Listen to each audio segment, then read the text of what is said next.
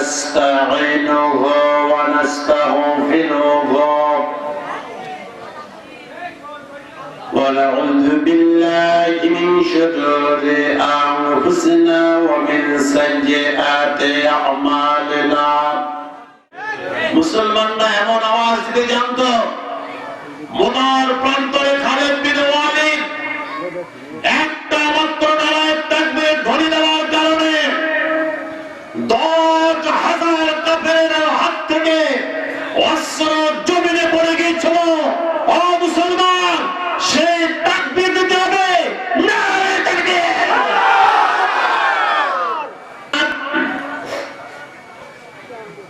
সেই নবীর উপরে আমরা দরুদ ও সালাম পাঠ করি, যে নবীকে আল্লাহ সৃষ্টি না করলে আসমান জমিন গ্রহ নক্ষত্র কিছু সৃষ্টি করতেন না, যে মহামানবের শাফায়াত ব্যতি রেখে একটি মানুষ আমরা আল্লাহর জান্নাতে যেতে পারবো না, সে মহান আদর্শের নেতা জনাব মুহাম্মদ রাসূলুল্লাহ সাল্লাল্লাহু আলাইহি সাল্লামের প্রতি আমরা সবাই জোরে দরুদ পড়ে সবাই বলি সাল্লাল্লাহু আলাইহি সাল্লাম।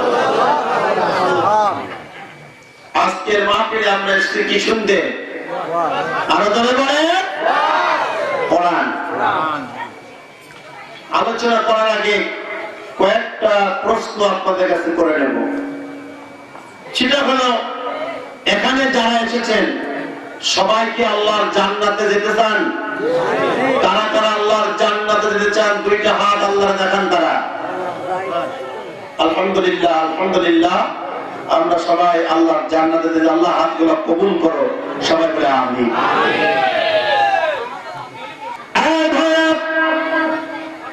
আল্লাহ রাব্বুল আলামিন তার হাবিব জানায় দেয়, ও আমার সাহাবীরা, তোমরা দুনিয়ার বুকে যেখানে জান্নাতের বাগান দেখতে পাবে সেখানে তোমরা বসে যাবে। সাহাবীরা বললেন, হুজুর জান্নাতের বাগান কোনটা? বিশ্ব নবী বললেন, যেখানে কোরআন এবং হাদিসের আলোচনা হয়, জিকিরের মজলিস, ওইটাই হলো জান্নাতের বাগান। বলে মারহাবা। তোমরা ওই বাগানে যাবে, ফল ভোগ করবে। সাহাবীরা বললেন, হুজুর ওই জান্নাতের বাগানে আবার ফল কোনটা? আমরা তো জানি না। বিশ্ব নবী বললেন, ও আমার সাহাবীরা, তোমরা যে যেখান থেকে যত দূর থেকে জান্নাতের বাগানে হাঁটি হাঁটি পা পা করে যাবে, তোমার প্রতিটা কদমের বিনিময় তোমার আমার আমার 10 নেকি লেখা হয়ে যাবে। সাহাবীরা বললেন, হুজুর জান্নাতের বাগানে চলে গেলাম, আর কি কিছু পাবো না? বিশ্ব নবী বললেন, ও আমার সাহাবীরা, ওই জান্নাতের বাগানে বসে বসে যতক্ষণ পর্যন্ত তোমরা শ্বাস প্রশ্বাস ফেলবা, তোমাদের প্রতিটা শ্বাস প্রশ্বাসের বিনিময় তোমার আমল নামায় 10 নেকি লেখা চলবে। ফেরেশতারা বলে, রব্বুল আলামিন, বাড়িবাটা সরপাড়া গ্রামে কোরআনের মাহফিল হচ্ছিল, ওই মাহফিলে গিয়েছিলাম।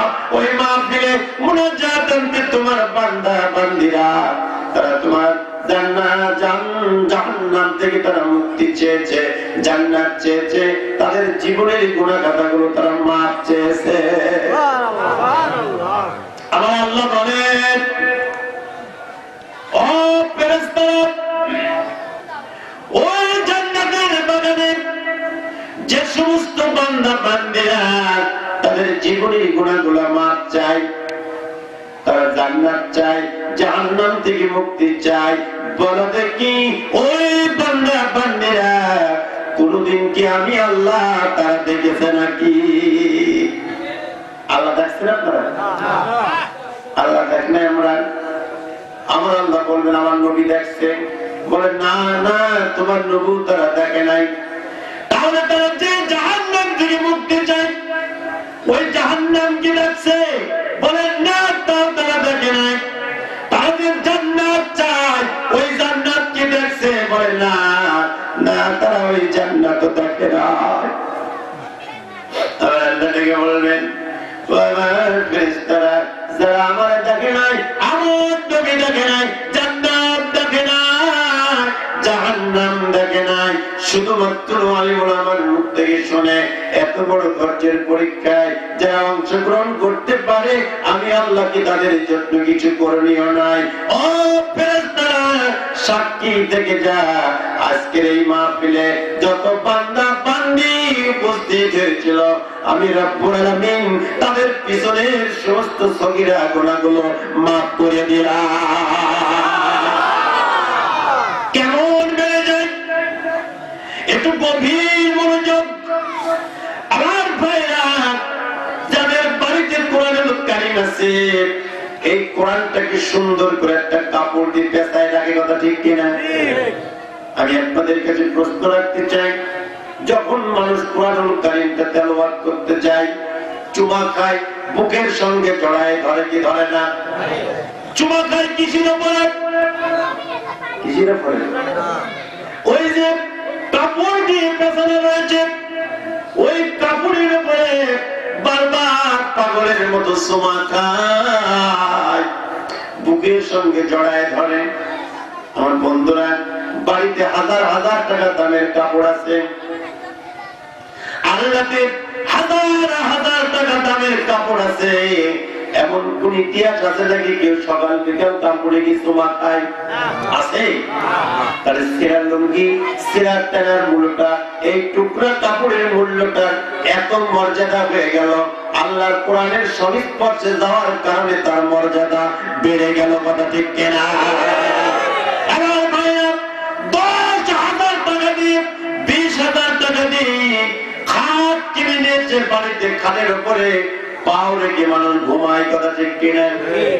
ঘুম থেকে উঠে সকালবেলা কাপড়ের ভিতরে এই কেউরি চিনিতে গেছে, আমি 20,000 টাকা দিয়ে খাট কিনে নিয়ে আসলাম, এই খাটের উপরে পা দিয়ে ঘুমালাম, কত না বেয়াদবি করে ফেললাম, এই বলে ঘুম থেকে উঠে মানুষ কি খাটে চুমা খায়? খায়। কিন্তু কাঠেরই অংশ যার দাম মাত্র 20 টাকা, তার নাম কি?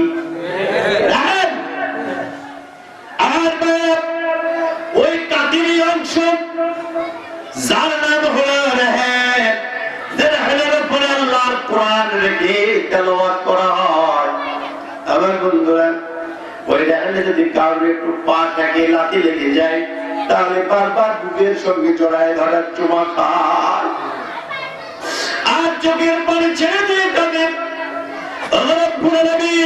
কি না বিয়াদবি করে ফেললাম, যার পরে তোমার কোরআন রেখে তেলাওয়াত করা হয়। আমার লাথি লেগে গেল, আল্লাহ গো তুমি আমার মাফ করে দিও, এইভাবে বারবার বলে আর চুমা খাই কি খাই না। আর বাইরা, সিরা লুঙ্গি যদি কোরআনের শরীফ পড়ছে যাওয়ার জন্য তার এত মর্যাদা বেড়ে যায়, তার যদি কোরআনের সংস্পর্শে লাগার কারণে এত মর্যাদা বেড়ে যায়, আমি আপনি মানুষ, যদি আমরা যদি কোরআনের সংস্পর্শে যাই, আপনার আমার মর্যাদা বাড়তে পারে কি পারে না? আল্লাহ বলছেন তোমাদের কোনো ভয় নাই, এ কথা কে বলছেন? আচ্ছা, আল্লাহ কি মিথ্যা কথা বলেন? আল্লাহ বলছেন তোমাদের কোনো ভয় নাই, কোনো চিন্তাও নাই, তোমরা কি হবে? বিজয় হবে, যদি তোমরা নাকি মুমিন হতে পারো। মুমিন হতে পারলে বিজয় দান করবে কে? আরেকটু জোরে বলেন কে? এই জন্য মুমিন যদি আমরা হতে পারি, বিজয় দেবে আল্লাহ। হাক্কান আলাইনা নাসরুল মুমিনিন, মুমিনদেরকে সাহায্য করা আমি আল্লাহর জন্য হক এবং ওয়াজিব হয়ে যায়। জোরে জোরে বলে আল্লাহু আকবার। আমি মুমিন হতে পারলে সাহায্য কে করবে? আল্লাহ করবে। আমার ভাইরা, মুমিন যদি আমাদের হতে হয় তাহলে আমাদের কি করতে হবে? একটু গভীর মনোযোগ দিয়ে শুনতে হবে। আল্লাহ রাব্বুল আলামিন সব কথাগুলো কোরআনের মধ্যে বলেছে, ঠিক কিনা? বলেছে না? মুমিন যদি হতে হয় তাহলে আমাদের 5টা গুণ অর্জন করতে হবে। কয়টা গুণ? আরেকটু জোরে বল, কয়টা গুণ? আল্লাহ রাব্বুল আলামিন বলছেন, আমার বান্দা 5টা গুণের কথা আল্লাহ রাব্বুল আলামিন ঘোষণা দিয়ে জানিয়ে দিয়েছেন। সূরাতুল আনফালের ভিতরে আল্লাহ বলছেন, কে বলছেন? আল্লাহ। সেই 5টা গুণ কি অবশ্যই আমি আপনাদের আজকে বলে যাব। অবশ্যই 5টা গুণের কথা আমি আপনাদের শোনাবো। আমার বন্ধুরা, এই জন্য একটু ধৈর্য রাখতে হবে। 5টা গুণের কথা আমি আপনাদেরকে আজকে শোনায় যাব। বন্ধুরা, আমার নবী যখন এই দাওয়াতের মিশন যখন শুরু করলেন, মায়ের পেট থেকে পড়ে আস্তে আস্তে বড় হলেন।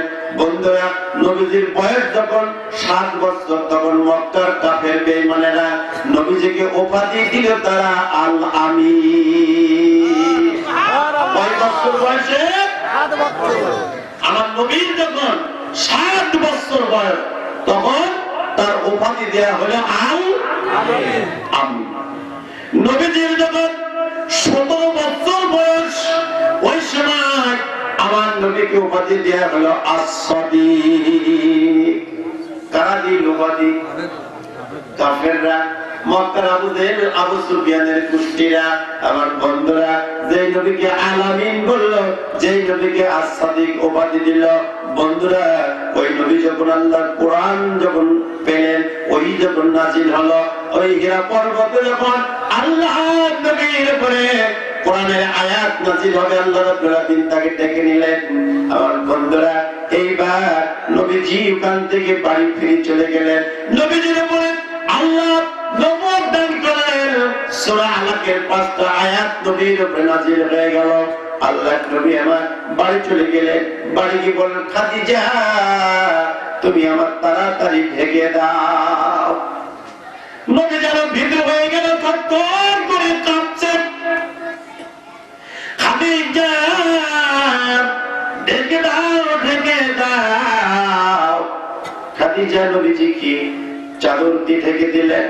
আল্লাহর নবীর পাশে বসে খাদিজা বলতেছেন, ওগো আল্লাহর নবী, আপনি বিধবার খবর দেন, এতিমদের খাদ্য দেন, আপনার কেউ কোনো ক্ষতি করতে পারে না। আমার বন্ধুরা, এক পর্যায়ে আল্লাহর নবী বললেন, খাদিজা, আল্লাহ রাব্বুল আলামিন আমাকে নবুয়ত দান করেছে। সুবহানাল্লাহ বলবেন না? ও খাদিজা, আল্লাহ আমাকে নবুয়ত দান করেছে, তুমি কি নবুয়তের স্বীকৃতি প্রদান করবে না? হযরত খাদিজা বললেন, প্রিয় স্বামী গো, কতদিন আপনার সাথে ঘর সংসার করি, জীবনে কোনদিন একটা মিথ্যা বলতে শুনি না।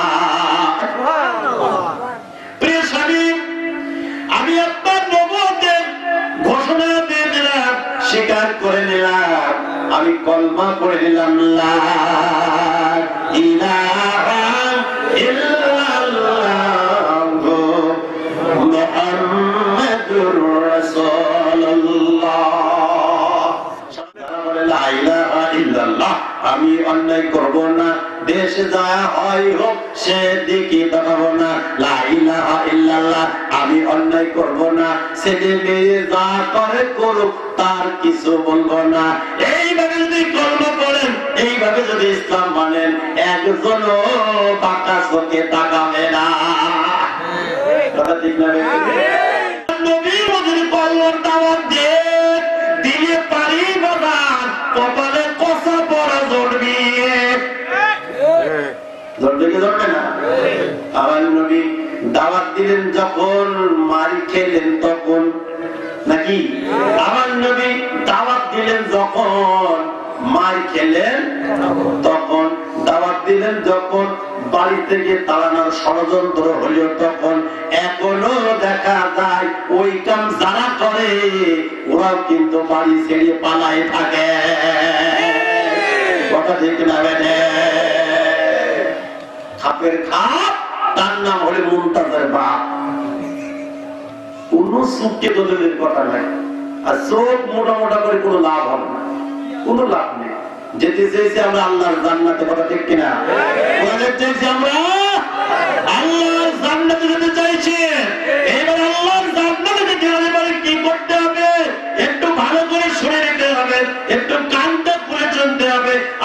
জান্নাতে যেতে হলে পরে কি করতে হবে? ওয়া আমিনু বিমা নুজিলা আলা মুহাম্মদ। আল্লাহু আকবার। আল্লাহ বলেন মুহাম্মদের প্রতি যে কিতাব নাযিল করেছি সে কিতাবের নাম কি? আরেকটু জোরে বলেন নাম কি? এইবারে তো বলে হেসালা দিতে যাবে দিগো। সে কিতাবের নাম হলো কোরআন। ওয়া আমিনু নুজিলা আলা মুহাম্মদ, মুহাম্মদের প্রতি যে কিতাব নাযিল করেছি সেই কিতাবের উপরে তোমরা আমল করো। কোন কিতাবের উপরে? সেই কোরআনের উপরে। সেই কোরআনের উপরে তোমরা আমল করো। এই আমল যদি করতে পারো, ভালো করে শোনেন, কিসের উপরে? কোরআনের উপরে। কোন বুজুর্গের উপরে নাই, কোন হুজুরের উপরে নাই, কি বলেন, কোন পীর সাহেবের উপরে নাই, কোন আলেম সাহেবের উপরে নাই। আমল করতে হবে কিসের উপরে? কোরআনের উপরে। এই কোরআনের উপরে যদি আমল করতে পারো, আমি আল্লাহ ঘোষণা দিয়ে দিলাম, কানাত লাহুম জান্নাতু